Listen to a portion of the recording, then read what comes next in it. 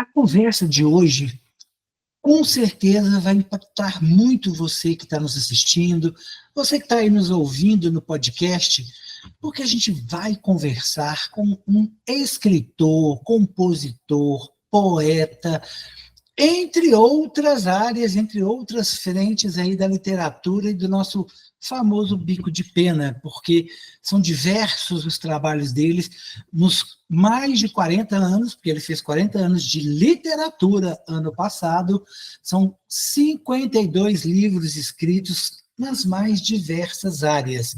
E a gente vai entender um pouco melhor a carreira, né, as escolhas, né, das áreas que ele atua, como é que são esses feedbacks em relação aos seus leitores, como que ele está vendo hoje o livro no Brasil, o leitor no Brasil. A gente sabe que, infelizmente, o Brasil ainda não está no ranking que a gente gostaria de um país leitor, mas a gente caminha muito forte para isso, com a contribuição das pessoas e, claro, de você aí do outro lado, principalmente ajudando a incentivar, estimular as crianças que ainda não leem a terem esse hábito, que quanto mais pequeno, melhor.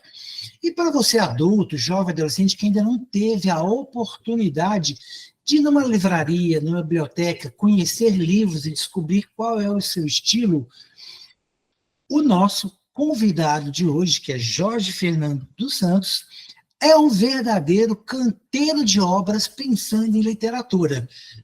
E aí nós já vamos começar sabendo do Fernando a questão dos livros. Isso foi uma paixão, isso foi um sonho, foi transmitido aí pela família. Como que a literatura, Jorge Fernando, entrou aí no seu caminho, na sua vida? Na verdade, eu comecei a me interessar por literatura muito cedo, porque o meu pai, embora tivesse só o quarto ano primário, fosse um marceneiro e depois se tornou um funcionário público federal, ele levava muita revistinha para casa, muito quadrinho, muitas historinhas que a gente lia com muito prazer, que minha mãe lia para mim, que depois eu aprendi a ler e continuei lendo, né? Os quadrinhos, sobretudo aquela Turma do Pererê, que foi criado pelo Ziraldo, depois os livros do Monteiro Lobato, coisas desse tipo, além de coleções, fascículos. Meu pai achava que a casa tinha que ter livros, e que quem não estudava puxava carroça. E como ele dizia que puxou carroça a vida toda, ele não queria que a gente puxasse. Então, ele levava livro, fazia a gente estudar, ler e tal. Então, desde cedo, me interessei pela leitura, descobri um mundo paralelo com a leitura, né? Na escola, li aqueles livros de José Mauro de Vasconcelos, que me atiçava a imaginação. Depois vieram aqueles fascículos de banca, né? Sobre música, sobre literatura, sobre artes plásticas, né? Eu me lembro que eu tinha uma coleção chamada Os Bichos, eu li toda ela, né, da Abril Cultural. Depois colecionei várias vezes aquelas coleções de MPB, história da MPB, né? Então, tudo isso foi me formando. E aos 13 anos eu ganhei um concurso de poesia no Colégio Anchieta. Aos 14 anos ganhei o mesmo concurso de novo. Aos 15 anos, se eu não me engano, fiquei em segundo lugar. E aí eu achei que eu era escritor. E aí comecei a escrever poesia, conto, depois letras de música. Trabalhava naqueles jograis da escola, naqueles trabalhos literários, né, que a gente fazia, né? E aí eu fui ficando cada vez mais fã da literatura como leitor e como escritor, até que me decidi pelo jornalismo, e no jornalismo eu acabei indo atuar como crítico de teatro e cinema, e depois fui para o Caderno de Cultura do Estado de Minas, colaborei em outros jornais, escrevi muito no suplemento literário, na época do Murilo Rubião, no segundo mandato dele na presidência da imprensa oficial. Depois colaborei em algumas revistas que se tentou fazer em Belo Horizonte. Colaborei também nas publicações da Fundação Nacional de Artes Cênicas, do Instituto Nacional de Artes Cênicas, né? E aí, paralelo a isso, sempre também escrevendo historinhas para criança, poesias, até que eu publiquei meu primeiro romance, que ganhou o Prêmio Guimarães Rosa, em 1989, né? Era o maior prêmio literário de Minas, na época, o Grande Prêmio Minas de Cultura, que tinha o Guimarães Rosa, era o 14º Prêmio Guimarães Rosa, e eu ganhei o primeiro lugar com romance, Palmeira Seca. Foi adaptado depois para teatro, para o Ministério da Rede Minas, e isso foi cada vez mais assim transbordando em mim, a ponto de ter um ano que eu publiquei 6 livros. Quer dizer, havia uma época de muita produção. Eu lembro que em 2008 eu deixei o jornalismo diário e publiquei naquele ano 6 livros, 4 infantis, um juvenil e uma reedição de um romance adulto chamado Sumidouro das Almas.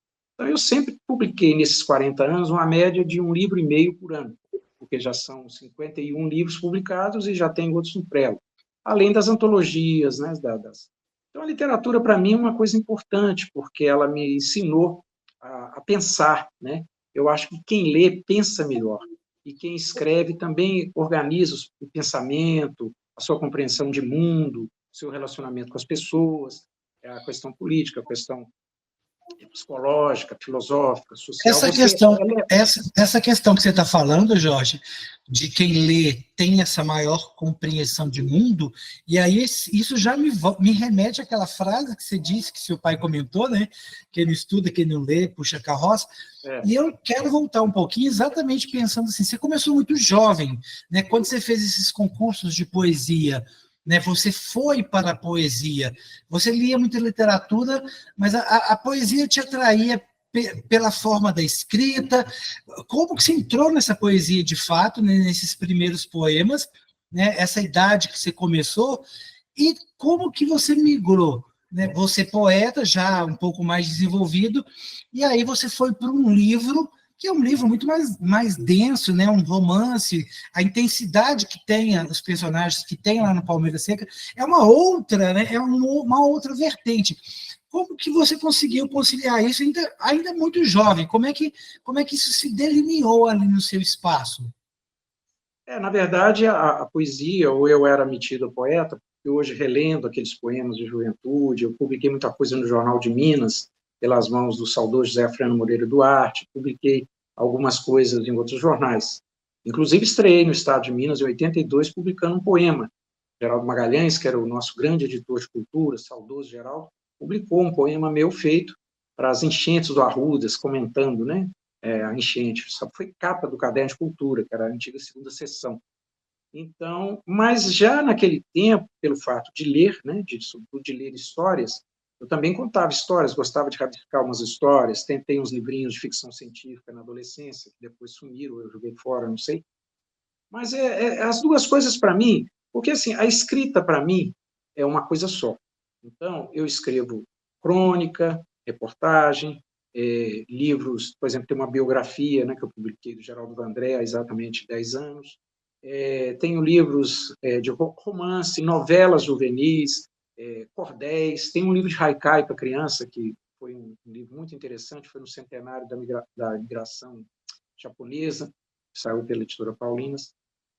Então, eu sempre sempre me dediquei a vários gêneros literários ao mesmo tempo, até que, com 19, 20 anos, é que eu entrei, por exemplo, no universo da música, porque eu sempre gostava de música e queria mesmo era ser compositor. Da poesia eu pulei para a letra de música, e são duas coisas parecidas, mas que são diferentes, que a letra de música é letra de música. Poesia funciona sem música, a letra de música raramente funciona sem a melodia, né? Então, essas coisas, para mim, sempre andaram muito juntas. E também pelo fato de estar fazendo poesia e música, e depois essa tentativa de ficção e tudo, eu acabei desembarcando no teatro, né? A minha primeira peça ficou em segundo lugar num concurso do Palácio das Artes, chamava Garimpo, Lugar ao Sol. Foi encenada 2 vezes pelo Teatro Universitário do UFMG, ganhou o prêmio. E naquele ano, por exemplo, o primeiro lugar foi o Jacinto Liz Brandão, ficou em primeiro lugar. Ele hoje é o presidente da Academia de Letras, e eu fiquei em segundo. E havia gente muito importante que ficou para trás ali. Então, aí eu também comecei a escrever teatro. Tive 10 peças encenadas, ganhei outros prêmios também, prêmio Fundacem, prêmio João Sesquiati, né? Ganhei menções honrosas, enfim. Então, para mim, sempre caminhou muito junto, assim, poesia, ficção, teatro, e muito assim, é difícil para mim, sabe? A forma é diferente, mas o esforço, a tentativa de buscar um objetivo de perfeição que não existe, mas o escritor persegue isso, é o mesmo, o sacrifício é o mesmo, a dedicação é a mesma, né? Não tem muita diferença para mim. Tanto que eu não sei bem o que eu sou, né? O que eu sou, sois rei, né? Lembrando o Jô Soares, né? Eu não sei, O eu sou escritor. importante aí é o resultado, né? É o que vem da sua produção. Eu A queria palavra até escritor, eu acho que resume tudo, sabe? Eu acho que a palavra escritor. E o jornalista é um escritor, o dramaturgo é um escritor, o Sim. poeta é um escritor, o letrista é um escritor. Eu costumo brincar que eu só não escrevo bula de remédio, porque nunca me encomendaram. Mas vem aí, é muito grande na sua carreira, né? Uma diversidade muito grande, muito interessante e também muito curiosa, porque a gente percebe a grande maioria dos escritores, de uma forma geral, eles às vezes acabam se enveredando ou se dedicando, ou muitas vezes optam mesmo, né? Ah, eu trabalho com crianças, eu trabalho com teen, eu trabalho com adulto, eu trabalho X, Y. Enfim, você tem uma carreira muito interessante, muito sólida, mas diversa. E aí a minha curiosidade fica, como é que é? Você tem um seletor de canal? Como é que fica?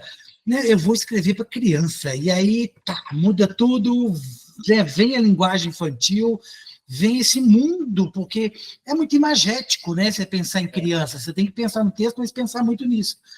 E como é que fica? Aí são duas coisas. E como é que fica a voz do Jorge Fernando como escritor quando você muda essas linguagens, né? Quando você muda os estilos? Olha, uma vez o Chico Buarque falou uma coisa interessante numa entrevista, que ele falou, eu escrevo o livro que eu queria ler, né? Eu acho que é muito isso, a gente escreve o livro que a gente gostaria de ler e que ninguém nunca escreveu, mais ou menos isso. Quando eu escrevo para criança, eu procuro escrever para a criança que eu fui, para aquele jovem que eu fui.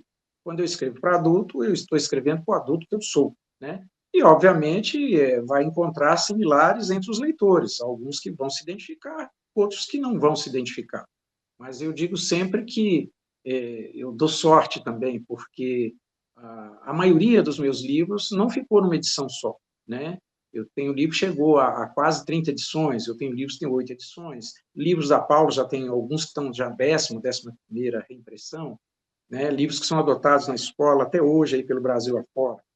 Então, assim, tem livros também que você escreve que fracassam, seja adulto, seja infantil, você acha que escreveu uma obra-prima, o livro não acontece, não vende nada, encalha, e às vezes você escreve um livro despretensiosamente e esse livro acontece, você mesmo fica surpreso. Exemplo, O Rei da Rua. Eu escrevi um livro em 88 chamado O Rei da Rua, publiquei em 88. Eu escrevi ele em 20 dias, mandei para a editora Mercado Aberto. Imediatamente me mandaram o contrato. Daí, um mês ou dois, o livro foi publicado. Depois, esse livro, eu tirei ele de lá, levei para Atual. E lá ele disparou. Teve 3 capas, vendeu livro para cacete. Até que a Atual foi vendida para a Saraiva para o Grupo Somos, e o Grupo Somos, infelizmente, enterrou a editora Saraiva, não se vende mais nada da Saraiva. Eu tirei todos os meus livros de lá. Eu tinha 7 livros na Saraiva. Pois é, você falou em seletor de canais. É mais ou menos isso, mas, ao mesmo tempo, eu sintonizo vários canais ao mesmo tempo. Eu costumo dizer que a mente humana ela é paralela, quer dizer, ela não é fechada, setorizada.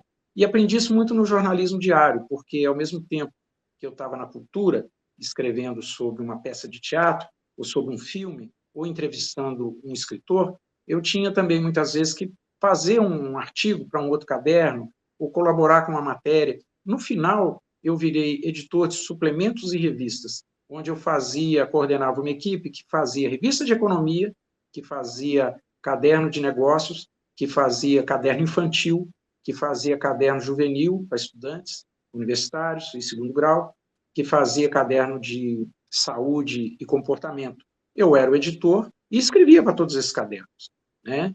Inclusive, uma questão que eu fazia, nos cadernos que eu editava, tinha sempre uma coluna de livros relacionada àquele tema. Por exemplo, quando nós montamos um caderno de direito, tinha uma coluna de livros de direito. Quando nós montamos um caderno de negócios, tinha uma coluna de livros de negócios, de lideranças empresariais, marketing, essas coisas. E lá na cultura fazia literatura e tinha no caderno infantil a literatura infantil. Então, eu aprendi muito, assim, a mudar o seletor, sabe, assim, e no fim de semana ainda editava o caderno de internacional, a editoria de internacional, então aí eu já tinha que estar mudando para escrever sobre a guerra do Iraque, sobre a invasão de não sei aonde, o terremoto, não sei aonde. Então, eu aprendi muito essa coisa de pensar rápido e de mudar o canal, sabe, de como se estivesse num rádio, assim que você roda o antigo dial, assim, vai mudando de estação, né? Mas, ao mesmo tempo, escrevo, por exemplo, quando eu escrevi a biografia de Geraldo Vandré, em 2014 que eu escrevi, Vandré é o homem que disse não. Paralelo a isso, eu descansava escrevendo um romance policial, que é o Sampato, que até hoje é inédito. que é um livro que envolve trama política, escândalo. Estava muito na era do mensalão, tudo aquilo, então eu fiz um livro de ficção passado em Belo Horizonte com essa trama, né? Havia um vingador matando políticos corruptos, uma coisa assim.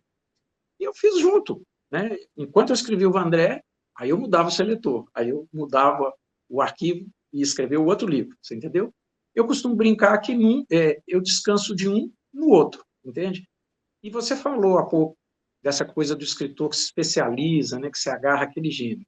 Talvez por eu ter uma natureza que se entedia com muita facilidade, eu não gosto de ter um gênero específico.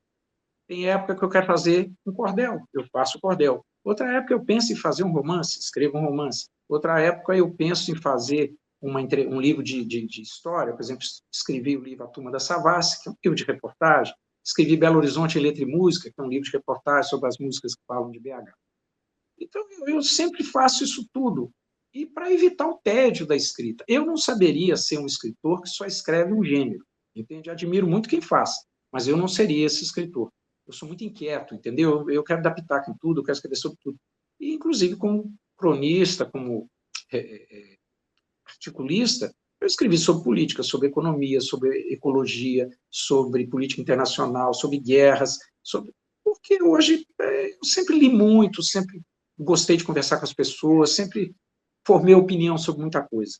Então, eu sempre tive essa facilidade, sabe? E eu não saberia, mesmo na música, onde eu tenho mais de 100 músicas gravadas com vários parceiros, você vai detectar gêneros diferentes. Eu tenho samba, bossa nova, choro, baião, música caipira, rock, quer dizer, eu tenho aquela coisa assim, sabe? Eu acho que o estilo não é o gênero ao qual você se dedica, é a maneira como você se dedica, né? E se você pegar alguns grandes compositores na área da música, eles fazem músicas de todo tipo, não era aquela coisa especializada que o mercado hoje exige, né? Mesmo Noel Rosa, sobre quem eu publiquei um romance, né, uma novela agora recente, ele não fazia só samba, ele fez foxtrot, ele fez paródia de tango, ele fez samba-canção, ele fez valsa, ele fez choro, baião, música caipira da época, né?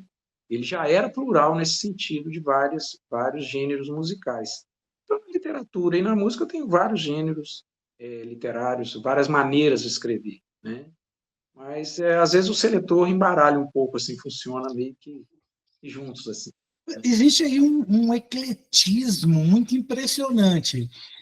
Quando você diz, né, eu penso nisso e eu quero escrever, eu vou lá e escrevo. E se eu penso nisso e eu vou lá e escrevo, isso é um insight, estou pegando uma onda, como você disse aí, o livro do Vandré, né? Aconteceu uma coisa, você escreveu um livro. No caso do Jorge Fernando, o que te vem para você, por exemplo, você vai para o infantil, porque está rolando uma coisa, é uma inspiração, você é dono do seu próprio nariz e as editoras não mandam naquilo que você está escrevendo. Como é que é esse processo seu de escolha, assim, de decisão? Olha, eu já escrevi algum livro de encomenda, né?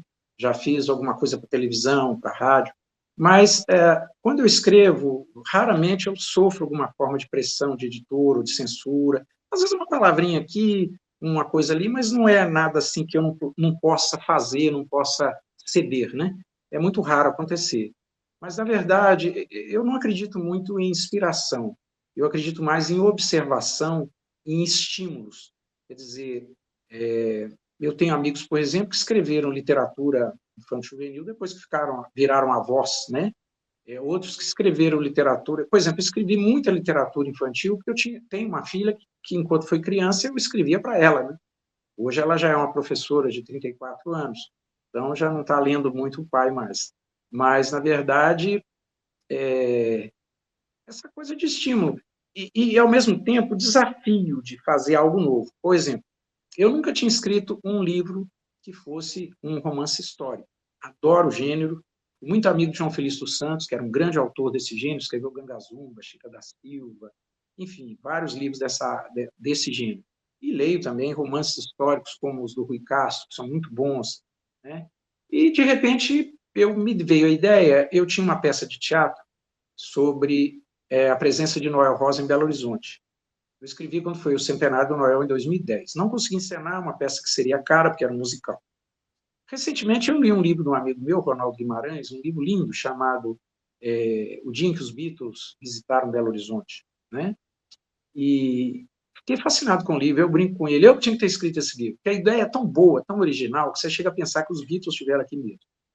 E aí eu falava assim, eu tenho que escrever algo assim.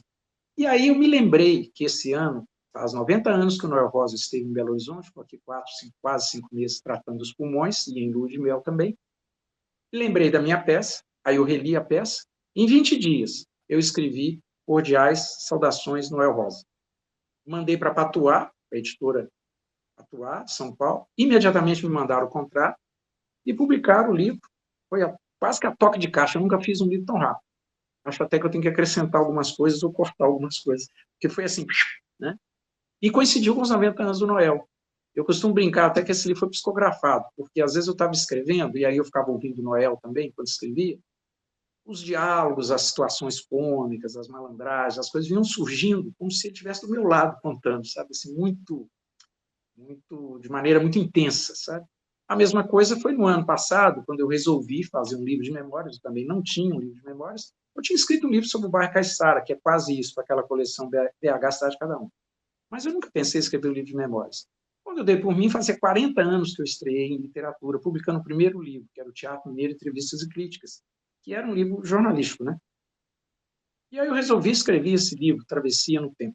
Em 6 meses eu escrevi esse livro, onde eu conto episódios da minha vida, desde o nascimento, a infância em Venda Nova, Santo André, e depois no Caiçara, e depois a minha vida no jornalismo, na literatura, na música, no teatro, e ao mesmo tempo homenageando amigos, pessoas, mestres que me ajudaram muito, né? Como João Etienne Filho, o contato com Dídimo Paiva, José Maria Rabelo, militância política, a questão estética, Helena Jobim, que, né, no final da vida era uma grande amiga, que a gente se frequentava, Helena Pena, que foi uma grande cantora, Cunha de Leiradela, que hoje voltou para Portugal, que foi um dramaturgo que me ajudou muito a formatar essa coisa da literatura e do teatro para mim. Me apresentou aos existencialistas, né? A geração perdida, né? E, então, assim, esse livro também é um acerto de contas com essas pessoas que me ajudaram, que me influenciaram, né? Eu cito Roberto Dumont, Oswaldo França Júnior, Murilo Rubião, e outros com os quais eu convivi, né? Então, assim, surge uma ideia, assim, vou fazer isso. Eu cheguei até uma vez a escrever um manual de vinhos, que ficou inédito, porque eu tinha feito uma série de reportagens sobre vinhos, me apaixonei com vinho, bebi muito vinho, fiquei muito tonto, e escrevi um manualzinho, que na minha ideia era um manual para dona de casa, para o garçom, pessoa simples, sabe?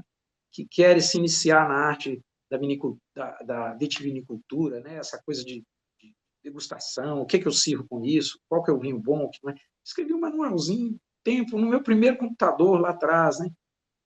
Nunca publiquei. Publiquei sim um poema sobre vinho, que é da mesma época. Mas, na verdade, é isso. Eu vou por, sabe, assim, tem um estímulo, quando eu vejo, eu já estou fazendo, entendeu? Não sei muito explicar isso, não. Né? Deve ser uma Quando espécie de você Chico fala, Xavier, assim, um meio psicográfico, assim, né? Porque é muita coisa. Né? e quando você, né, fala desse último livro que você escreveu, O Travessia do Tempo, né, No e penúltimo, a gente pode imaginar, né, porque, Travessia na no Tempo. verdade, isso, Travessia no Tempo, né, a gente pode imaginar aí 4 décadas Compre que é e... barato, compre que é barato. Um bom livro, É, leia, leia, leia. pois Igual o é, Glauber Rocha, né? falando de 4 décadas, a gente tem aí pelo menos umas 2 gerações, né, às vezes até 3, que passaram nesse período. E você, Jorge Fernando, claro, viveu aí algumas épocas, fases muito diferentes, né? Quer seja a questão histórica, até mesmo o processo da entrada da tecnologia forte, a Claro. internet, o computador. Como é que você viu essa mudança? Porque você viveu isso, você teve que lidar com isso, você teve que aprender isso, inclusive pelo ofício do jornalismo, né, porque os jornais passaram a ser informatizados, o que, por um lado, foi maravilhoso, porque a trabalheira que se tinha como jornalista antes da informatização era uma loucura, né? Como que se fazia jornalismo naquele tempo assim, e como que isso mudou. Mas mais do que isso como é que o Jorge Fernando dá essa, né, faz o travessia no tempo aí? Como é que você consegue olhar para trás e aí como é que você avalia esse processo, assim, tantas mudanças que você percebeu, que você viu, e que foram ou não registradas no seu livro, porque os livros também são os retratos do tempo, né? Claro. Então tem muita coisa nos seus livros, nos seus diversos livros, que mostra o que aconteceu naquela época, nas diversas épocas. Na verdade, eu comecei ainda na época da máquina de escrever, né? Velha Hamilton, né? E tinha em casa uma maquinazinha portátil. Depois veio o computador. Eu nunca gostei de página rabiscada, sabe? Eu sofria demais ter que pegar lauda. Eu errava a lauda, eu jogava fora. Eu detestava aqueles garranchos rabiscados. Porque a gente, entregando a lauda certinha, já saía eu. Imagina se entregasse tudo copidescado com caneta, né? Que era muito comum. Eu, às vezes, quando eu tinha tempo, né, eu escrevia uma reportagem, às vezes em casa, à noite, assim, com a caneta, e chegava no jornal, passava limpo para não ter erro, entregava para o editor, se rabiscar, ele rabiscou, né, não fui eu. Com o computador, o trabalho ficou mais limpo, né, então é possível consertar, tem um corretor, essas coisas, né, que vai facilitando o trabalho. No meu livro eu descrevo, por exemplo, como era o jornal quando eu me encontrei, né, eu entrei no estado de Minas pela primeira vez, na Rua Goiás, né, 36. Então, assim, era uma feira, né, porque você tinha máquina batendo, o cara fumando, o outro gritando, o telefone chamando, o rádio ligado, televisão ligada, gente trançando, porque não tinha nem portaria como tem hoje. Aí entrava vendedor, entrava engraxate, entrava, enfim, de tudo. Até um dia que entrou um cara que queria matar o editor, aí eles botaram a portaria com crachá, aquelas coisas todas, né? Era assim, eu costumava dizer que os jornais, antigamente, eles eram mais próximos da realidade, porque qualquer um entrava na redação e conversava com as pessoas, e às vezes uma história de um mendigo, a história de uma dona de casa, uma pessoa simples, dava uma reportagem.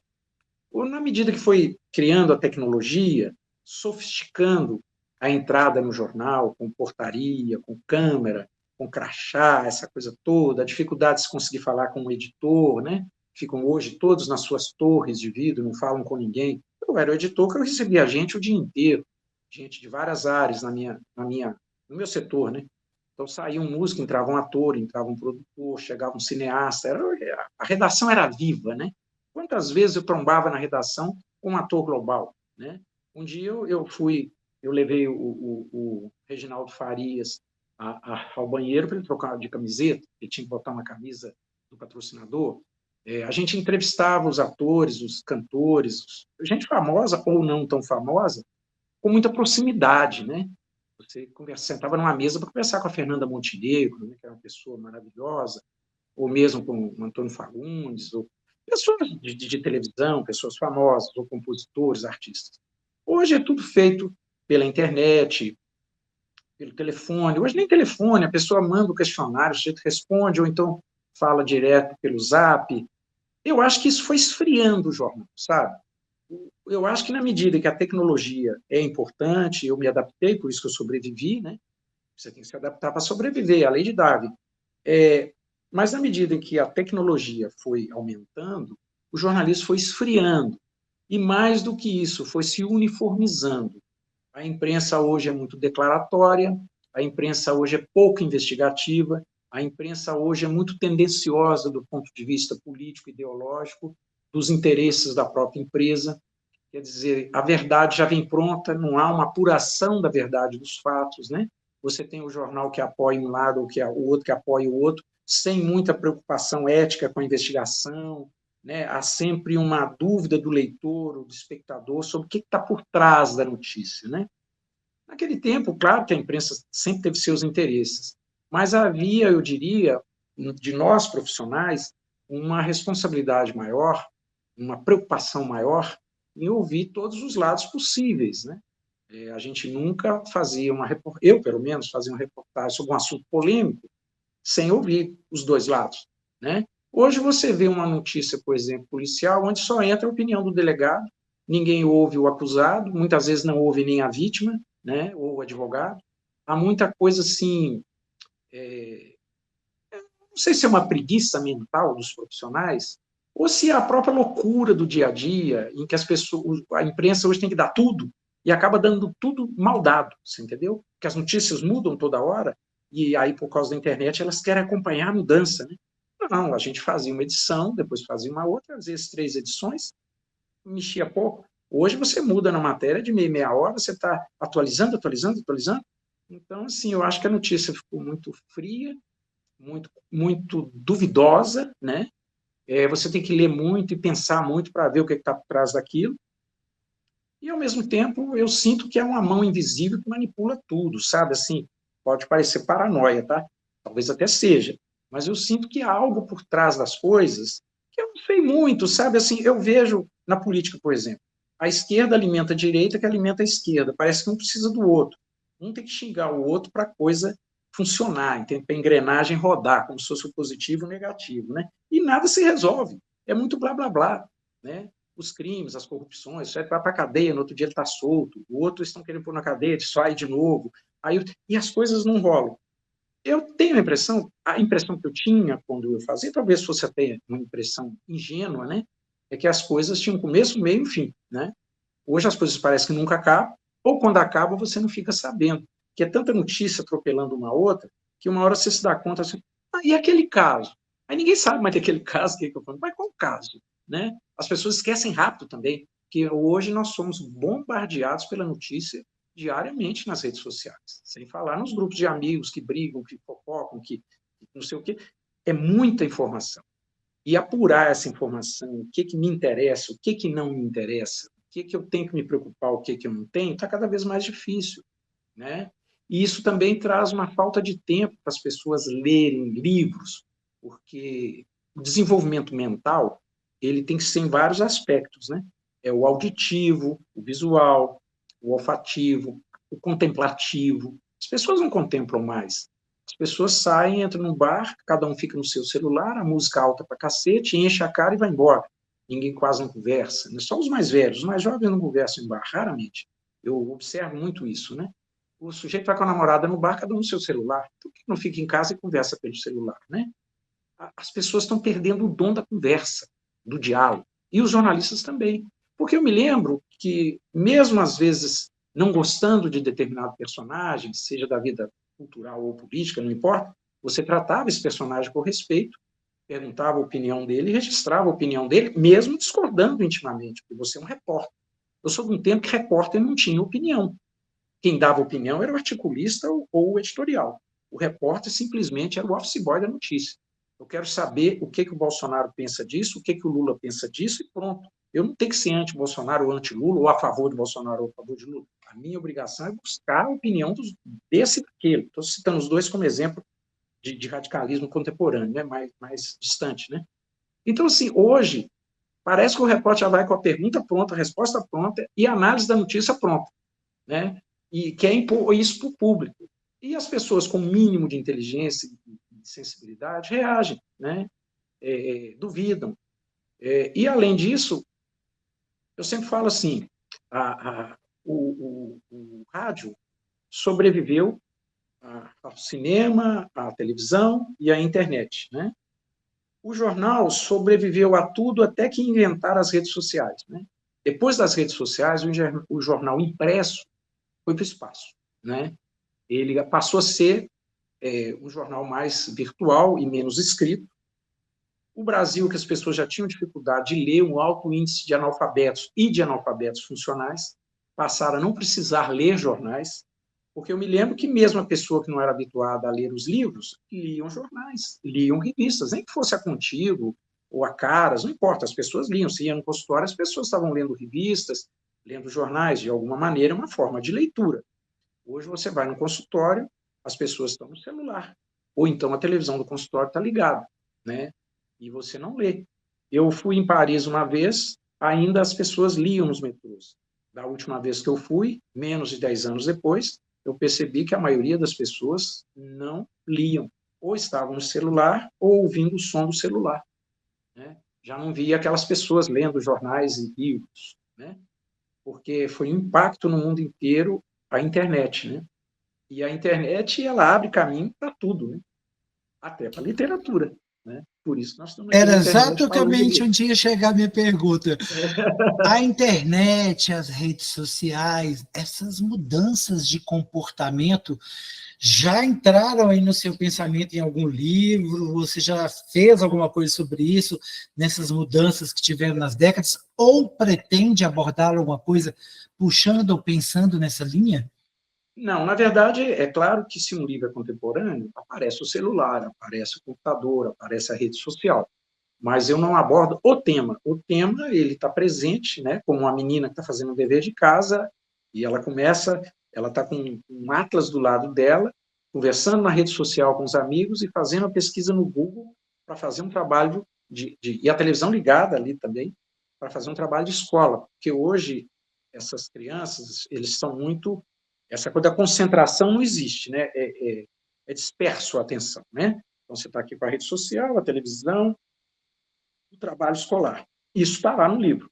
Mas eu não critico e nem elogio, não. É um fato. Eu mostro o fato. Porque não é esse o fato que interessa nesse livro, que é a Alice no País da Natureza, que é uma história, uma fábula moderna, que era uma peça de teatro também, que depois virou livro, eu acho na 10ª reimpressão, e a menina que está fazendo um dever, entra uma onça na casa dela, ela toma um susto e a onça chama ela para ir para a Amazônia se somar a um grupo que quer salvar uma área da Amazônia da depredação de madeireiras e garimpo clandestino.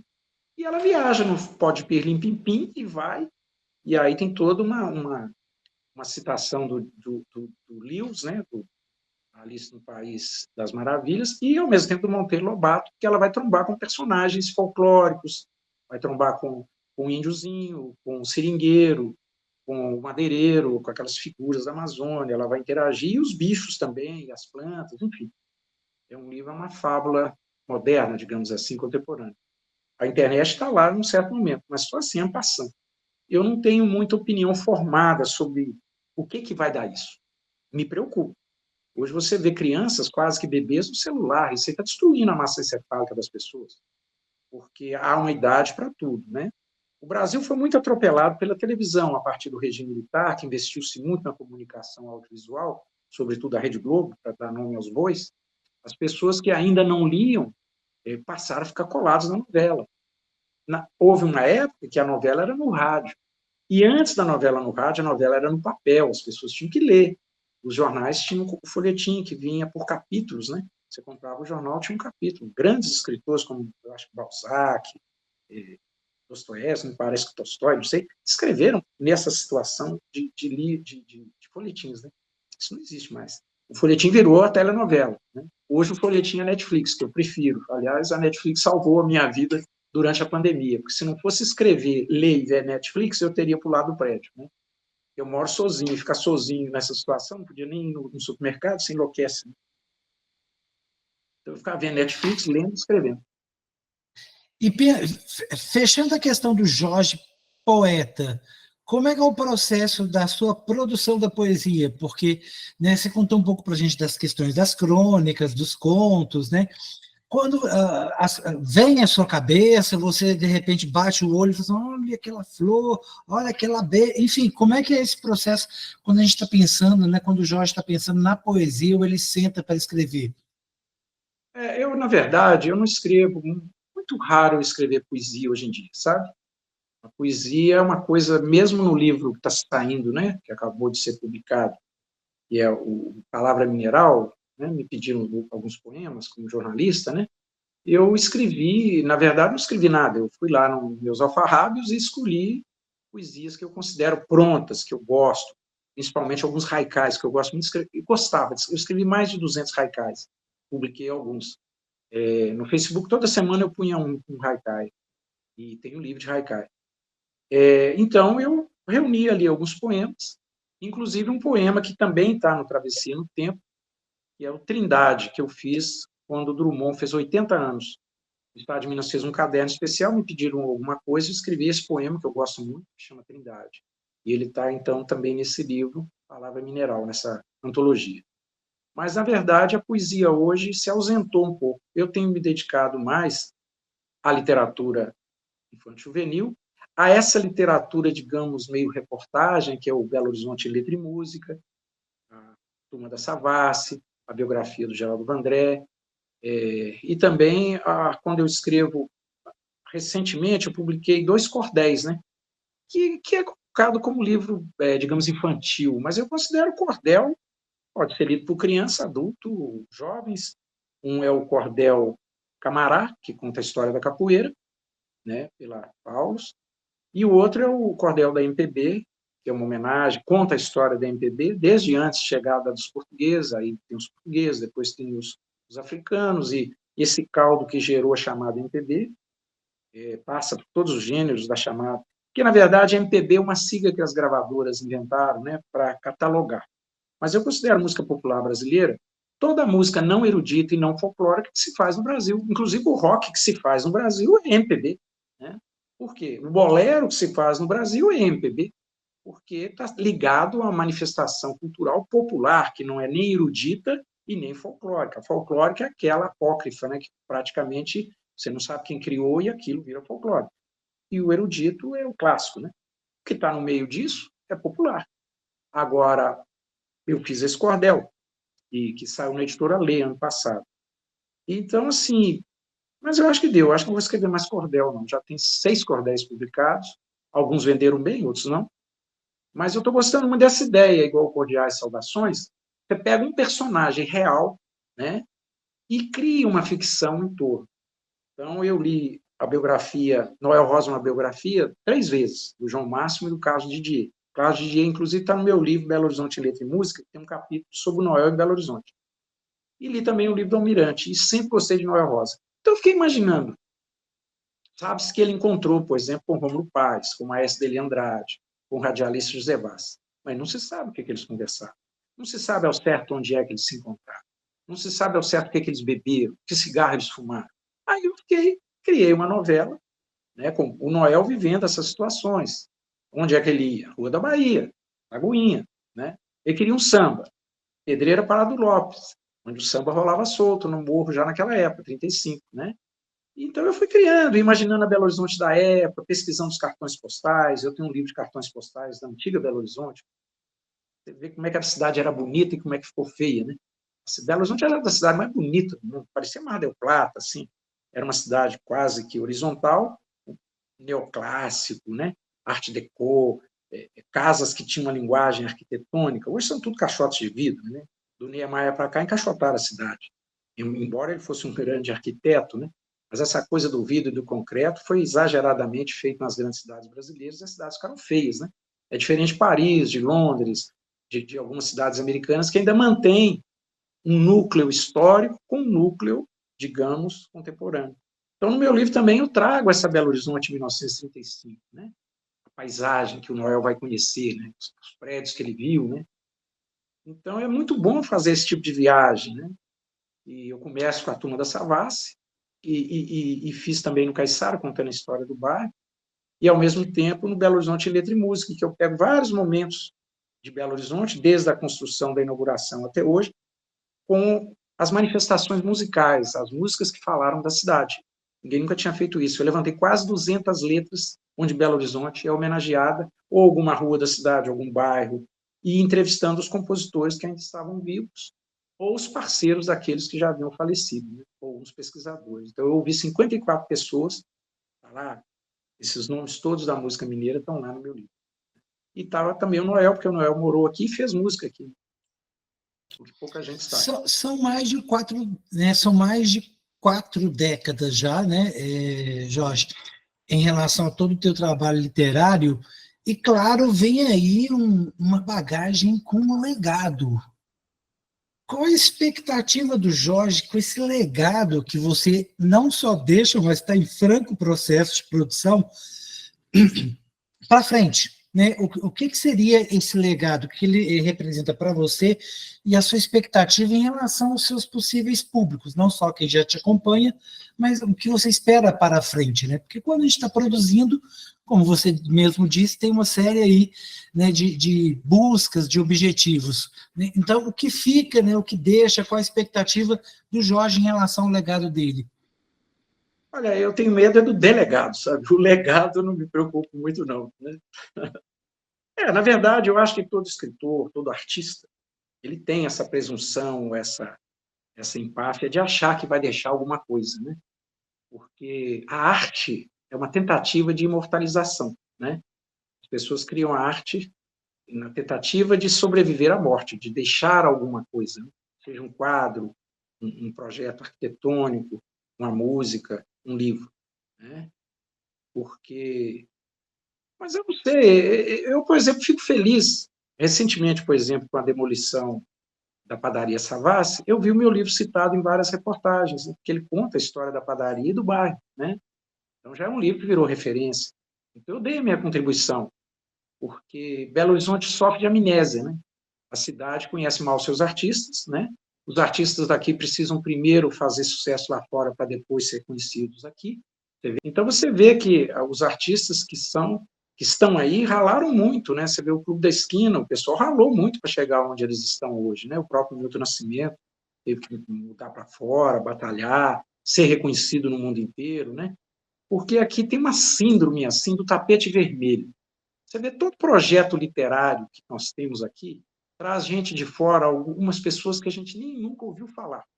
E os escritores daqui, muitos dos quais premiadíssimos, não são lembrados para esses projetos, muito raramente, né? Você tem um evento, paga-se bem quem vem de fora. Os daqui nem sempre ganham, quando ganham, ganham pouco. Não estou falando só por mim, estou falando no geral, né? Sobretudo na área musical. Você faz um show coletivo, os de fora ganham muito mais do que os músicos daqui, quando os músicos daqui conseguem participar. E os músicos daqui são excelentes. Nós temos músicos aqui que não devem nada ao que se faz no resto do Brasil ou no mundo, né? Não vou citar nomes, porque são muitos, eu ficaria aqui até amanhã. Então, assim, Belo Horizonte tem uma baixa estima, né? Eu acho que nós ainda temos a baixa estima. Porque Belo Horizonte é uma cidade que gerou alguns dos melhores escritores do Brasil, né? Gerou alguns dos melhores compositores, grandes artistas plásticos.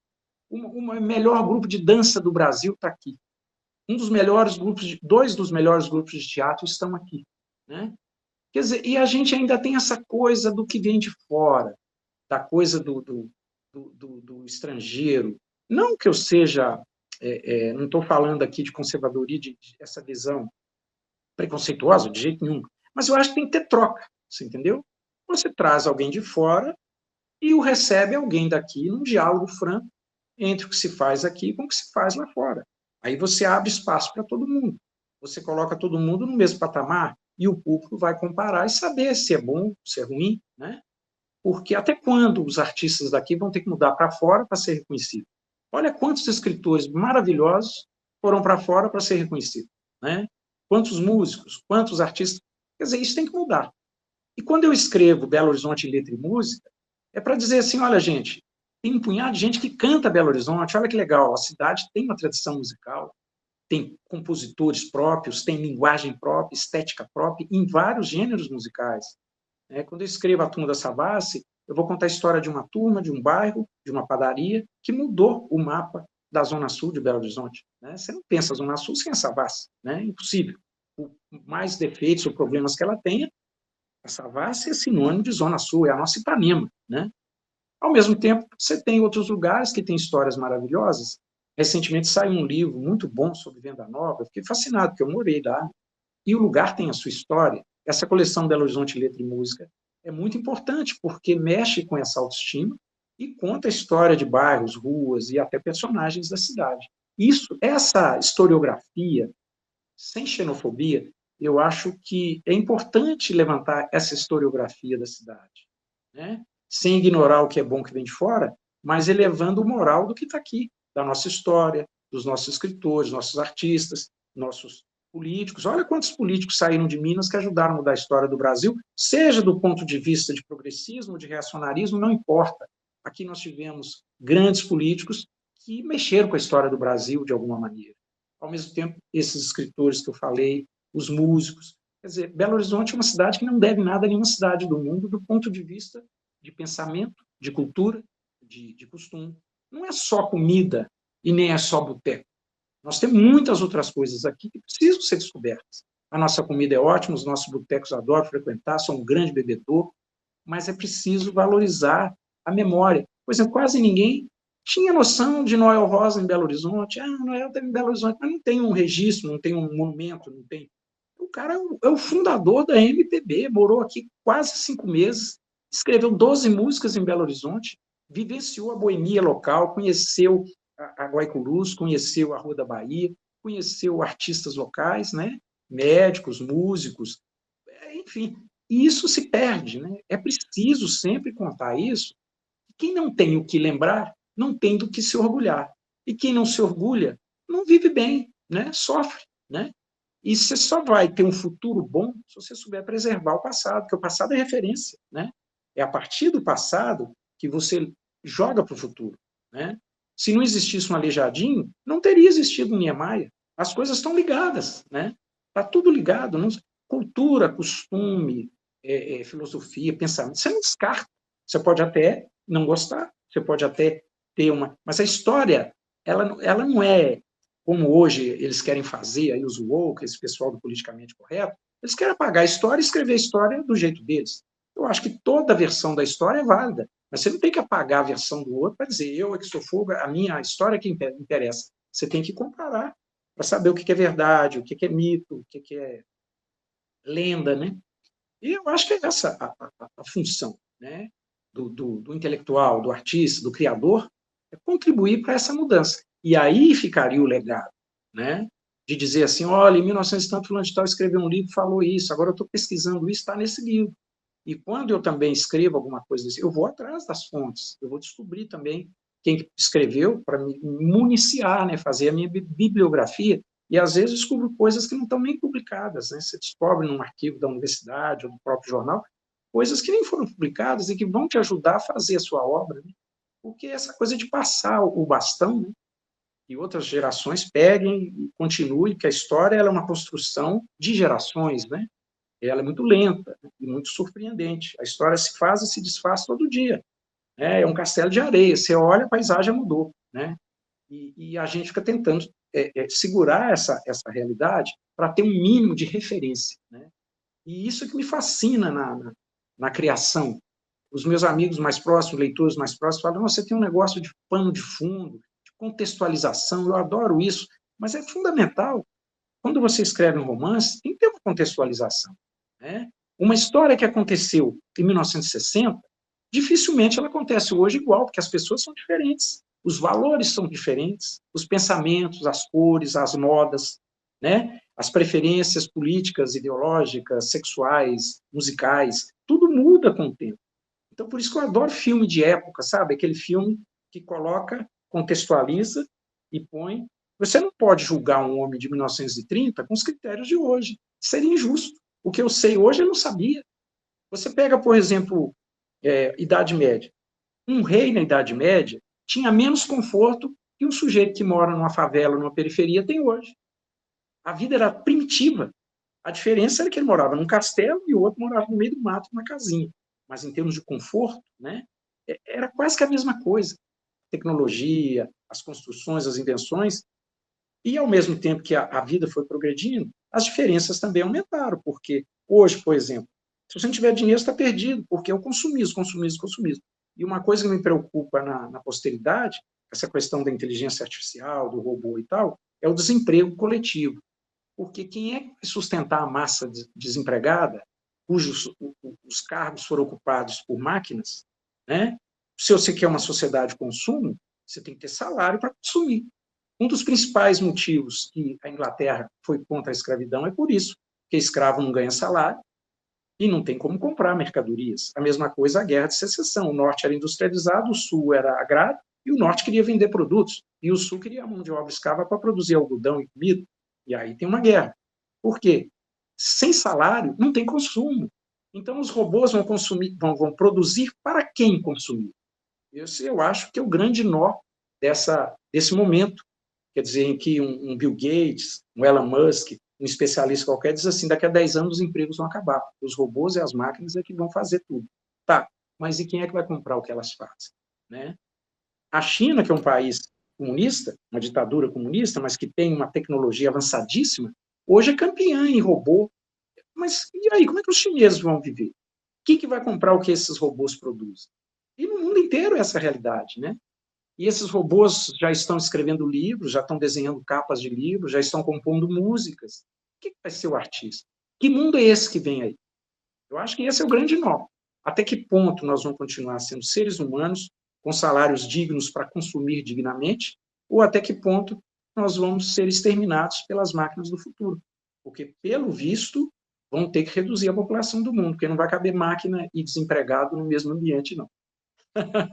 E a gente começa a entrar na ficção científica. Exatamente. Quais são os questionamentos e perguntas que o Jorge Fernando deixa para você que está aí nos assistindo no canal, para você que está nos ouvindo no podcast? Tem um grande nó.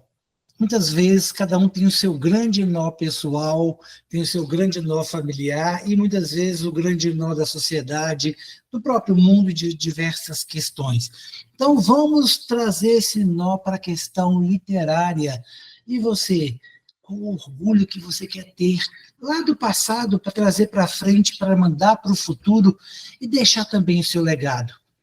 Se você não está contribuindo, não está produzindo e contribuindo, não tem nenhum problema, você pode contribuir lendo.